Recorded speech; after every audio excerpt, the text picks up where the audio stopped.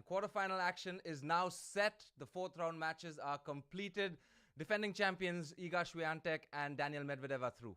And that's what we're going to talk about. We're going to talk about all the fourth round matches that happened. Purav, Som over here, we're very happy with the tennis geeks. But let's get right down to action, Purav. Let's talk about it, Som. All right, let's do this. Fourth round action. Let's start with the women. Iga Swiatek versus Samsonova. I mean, 6-4, 6-1. Did we expect anything different? No, I think that was what the doctor ordered. I think that's what we at the start of the match. There was a lot of service holds. There was a lot of time when it felt like a men's match where they were just holding serve, and then when Iga broke the first break that came in the match, and then after that it was just clinical. In the second set, we saw Iga Swiatek just overpower, precise shot making, cover the court. At the start, it looked a little bit cagey. I don't know what you thought, but I thought it looked cagey. But that's Iga Swiatek, and we got it done. I think just Iga's got this knack of showing consistency. Or bringing her level up despite not being at her best. I think that's what she's talked about in her post-match as well. When she's, someone talked about why is her coach not smiling a whole lot. Well, Victor, that guy really doesn't smile a whole lot. No, but let's not forget, she's not had a great slam year in terms of she won Paris, but then she lost to Noskova, she lost to Putintseva, she lost to Putintseva. Obviously won Paris, but that's normal, right? For her, it's normal. That's four times out of 5. So then, and now coming into US Open, she's only won it once. So we always fear every time she reaches second, third round now because, hard courts, yes, she's done well. She won Dubai, she won Indian Wells. But really, if we're talking about Swiatek, we got to be talking about Grand Slam results. And winning Grand Slams. And this is a matchup that she likes, Samsonova. She's owned her in the last few times. And another matchup that she likes is the one she's going to play next in Jessica Pegula, who was unbelievable against Diana Shnaider. Yeah, I thought, Pegula... Look, Shnaider really impressed me. Her lefty serve really impresses me. It's something that catches Pegula in the body every time. It's something, nasty for any right-hander to face. And that's the thing about Shnaider. I mean, she's got great shot making. She did match her. But Pegula's serve also was just phenomenal. Every time it went down to it, Pegula's serve was just, on the money. And she really attacked the Shnaider return. She attacked the Shnaider serve and then she converted her break points.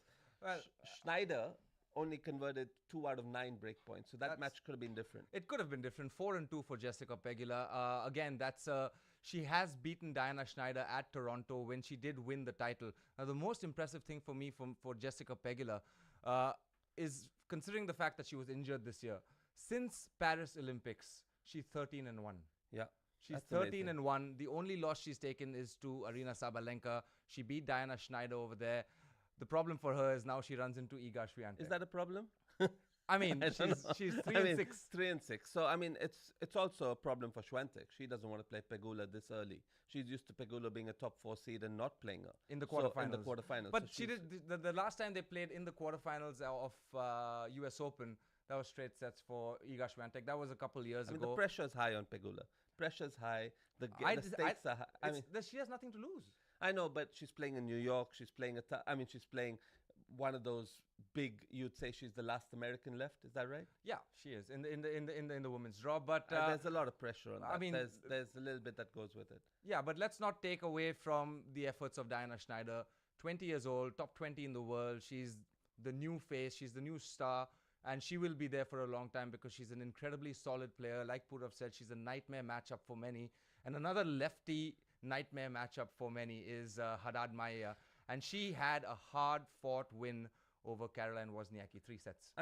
We honestly, the way Wozniacki covered the court was something I've never seen before. She was moving so well for someone of that, I say age, she's not that old. But she's 34. Yeah, but she's moving really, really well. Some of those rallies were just amazing to watch. Haddad Maia was just moving. Her game is actually improving. And I didn't think I'd say this. I think Wozniacki is actually improving her game. And that's scary because if she really improves, she's ball striking wise, she's top 10 in the world. She moves really well, but for me, it comes down to anticipation. The fact that she knows the game so well, she covers the angles so well, she uses differences in pace, she uses height, she's very wily. That's the reason she was number 1. She never blew people off the court regardless, but now at 34, to come back with 2 kids, play at this level consistently, this is the second, 4th round in a row. Remember, she made her comeback at the US Open last year. No one expected a whole lot. She made fourth round there, backed it up again, played a great match, 3 sets, but Haddad Maia at the end of the day too tough. And the last fourth round match in the women's was Muchova versus Paolini. And I mean, this one, it was anybody's pick to begin with, but Muchova was just a class apart. Yeah, I mean, Muchova, just the way that she's playing right now, and she's had her worst injury. She's had the most serious injury since last year's semi-finals, and it's 10 months of no action. She comes back, and guess what she does? She beats a 2-time Grand Slam finalist 6-3, 6-3. And I mean, the match started cagey. She didn't start off at her best. She was 3-1 down. She didn't look. And then by the time it hit 4-3, 15-30, she was hitting sabers all over the court. And that's something that is just crazy to watch. I mean, it's her level. Right now, Muchova is playing such a high level that she could easily dominate the tournament. And I say that with respect to Swaitek and Sabalenka. If Muchova is playing her best, she has the game to disrupt Swaitek and Sabalenka. I completely agree, because keep in mind that now Muchova is up against Haddad Maia. It's going to be a very different sort of match for Haddad Maia. She's beaten her every time. She's beaten her every time. She loves the matchup. Yeah. And when Muchova is on, she's unbelievable to watch. I think that's one of the things that we have to we appreciate. Yeah, we love watching her. We love watching she comes up with something different. She's not just flat ball hitter. She's hit hardest. She's completely the opposite. She's wily. She comes in, great hands, best volleys in the game. Yeah, but one of the best for sure. Yesterday she missed a few more volleys than I would have seen before, but she comes in, she does all the right things. She slices, she sabers, she has the serve. I mean, Muchova for sure. So that's the 4 fourth-round matches for the women. Moving over to the men, Jannik Sinner is currently playing his match against Tommy Paul. It's 7-6, 7-6 in the first 2 sets. And I know, Purav, you said that you expected a battle. A lot of people were skeptical. Tell us exactly why you expected a battle. I know the match is still ongoing. Things can happen. But 2 sets to love down. Tough place for Tommy Paul. Yeah, I expected a tight match, and this was because I've seen Paul play recently. I've seen him grind out these sort of matches. He's just so fast on the tennis court. He can actually match Sinner for his ground stroke. Sinner loves to dominate the baseline, but Paul can actually get there. He can get there, and he can do things with the ball. He serves very well. He returns well. He's wily. He comes in. He does things all the time that are right to beat Sinner. I think he's unpredictable because he loves... serve and volley. He does a serve and volley more often than you would imagine somebody who's a baseliner like a Tommy Paul. But yes, keeping Sinner guessing. You wouldn't expect him to be that quick, is what Tommy Paul is one of the fastest guys. And he doesn't look it. He doesn't look like he's like, you don't see him and go, oh wow, this guy's going to be tremendously fast. But this guy is lightning on the tennis court. He gets to every single ball. Talking about faster guys, we will get to Alex de Minaur, but the next guy... The next guy we have to talk about, just taking care of business, Daniel Medvedev. Daniel Medvedev against Nuno Borges didn't look like a doubt for a second. Yeah, just Nuno Borges, just too many unforced errors, over 50 unforced errors, 10 double faults. I mean, you're not going to beat Medvedev like that. You make 50 unforced errors. I mean, this guy's one of the few guys I see every time on the stats, he has more winners than unforced errors. Every time I see the stats and I look at the match after I watch it and I see it, every time he's very, very close. Whenever he plays a decent match, he's very, very close on winners to unforced errors, and generally more winners than unforced errors. I agree. Now, but with that being said, one of the things I will like all our viewers to kind of be wary of, and I don't know if you agree with me, but I don't like paying attention too much to the unforced error category, because every tournament, keep in mind, unforced error is a subjective thing. Who decides what is unforced? Who decides what is forced? Did he have to go for that? Did he not? And different tournaments do it differently. So I think we should just call it errors. Errors. Because the forced and unforced kind of, what is forced, what is unforced. Maybe a routine on the run backhand is forced for me, but unforced for you, and whatever that is. And that's the truth. Nobody can decide whether it's forced or unforced. Well, definitely not the statisticians. Yeah. Definitely not the people that are putting that stat out there. But more than that, I think it was a matchup that Medvedev absolutely loves. He broke him 8 times in that match. There's just absolutely no chance when you're breaking somebody 8 times. 6-1, 6-love. Borges comes into this match thinking, it's a horrendous matchup for him, and he's tired, and he has to play Daniel Medvedev, who's going to serve big and who's not going to miss balls, and he's going to return unbelievably well, get to that neutral position, and then play the match from there. So Medvedev absolutely clinical. If he beats Sinner, do you think he'll do the dead fish celebration again? That was legendary. First of all, that was legendary because apparently he has one planned again. He has another celebration. So that means we have to be rooting for Daniel Medvedev, I guess. Can't wait to see that celebration. Again, Sinner's not in the quarterfinals yet. Should it get there, it's obviously the popcorn match for everyone's waiting for. 2 sets to love up. I mean, now it's a miracle for Tommy Paul. It's a miracle for Tommy Paul to come back. But Draper and Machac. That's there's 2 more matches. Draper, Machac, and Minaur, Thompson. But Draper, Machac, what a masterclass from Jack Draper to make his first ever quarterfinal. I mean, a joke, right? To just watch Jack Draper play tennis like that. That's a name we have to watch out for. I mean, Jack Draper is playing. I think he's favorite. If he plays Minaur, he's favorite to beat Minaur. I mean, I love to see. He's never beaten him. Yeah. But they've always battled. But we'll get to that later. Never played a 3 out of 5 though.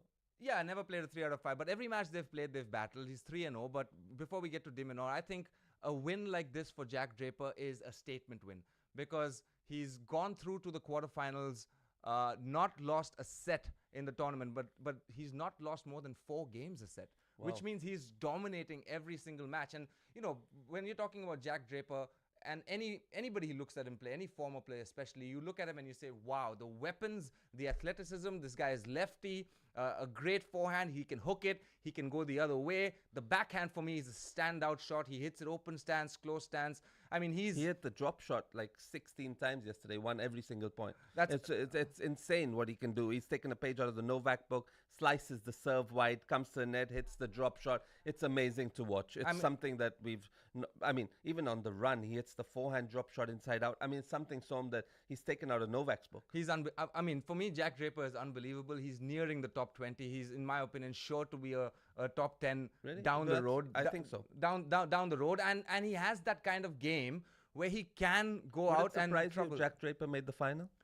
Now looking at the draw. Well, it wouldn't surprise me if he beat Minaur. I think you're right. But, I mean, it wouldn't surprise me that much now that you say it. Exactly. It wouldn't surprise me that much. Jack Draper is he's a great pick to win the tournament. And also the reason that this is a statement win is the last few times he's played Machac, he's lost. Wow. He has lost and he's gone out there and beaten him 3-1 and 2 to now take on the Aussie Alex de Minaur, who took out Thompson. I mean, this was a battle. We expected a battle, but we did expect Alex de Minaur to be the favorite going into this one. First of all, an incredible effort by Jordan Thompson. I think a lot of this gets lost when we talk about players like this, but what an effort for somebody like Jordan Thompson to make his second, 4th round and then fight till the very end, lose 7-5 in the 4th set to his compatriot Alex de Minaur. I mean, this was the little brother, big brother matchup. This was de Minaur just praising Jordan Thompson. I mean, they've grown up together. Jordan's been like a big brother to him. So this was a cagey match. It always is when you're playing someone so close to you. And I'm guessing they're very, very close friends. And, I think it was a match that de Minaur was always destined to win. But Thompson is just such a fighter. He's just such a wily character. Yes, he doesn't have the greatest forehand. Yes, he doesn't have the greatest, game in terms of power. But de Minaur is one of those guys who I've always seen as a quarterfinal player. Can he make the final? You know what he reminds me of, Alex de Minaur? A new age Schwartzman. He's a new age Schwartzman. Different kind. I mean, much better serve. Can it still be there though? Can we still see a finalist?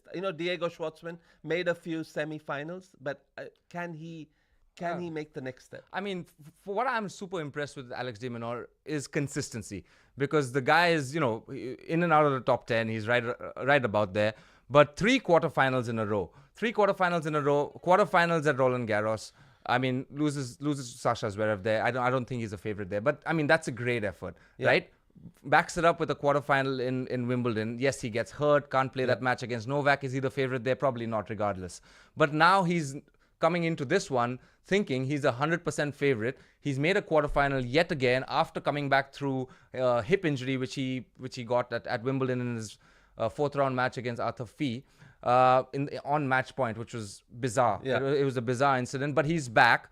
He's back in the quarterfinal. He also has not lost a set. And now against Draper, I mean, I look at him. I mean, I don't know what to expect from this Yeah, match. I think Draper is the favorite. I mean, I'm sure we'll break it down further, but I think Draper is coming in hot. I think Minaur has to prove to me that he can make a Grand Slam final. Jack Draper, it's been your slam so far. All right, so there we have it. The quarterfinals are now absolutely set. Iga Swiatek is up against Jessica Pegula. Beatrice Haddad Maia is up against Muchova. That's quarterfinals in the top half.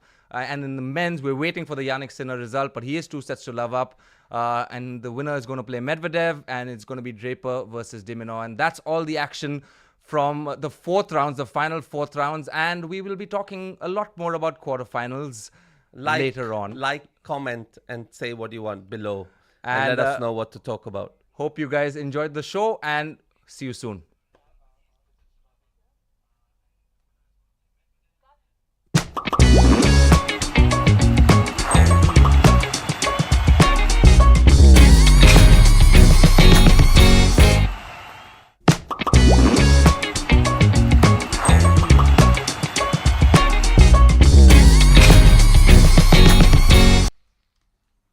Distorted.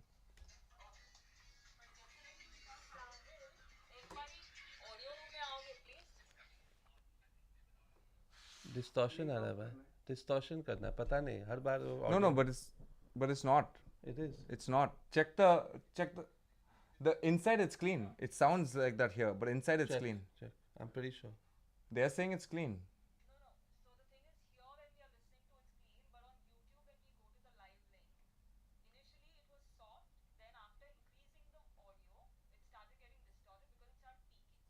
So then?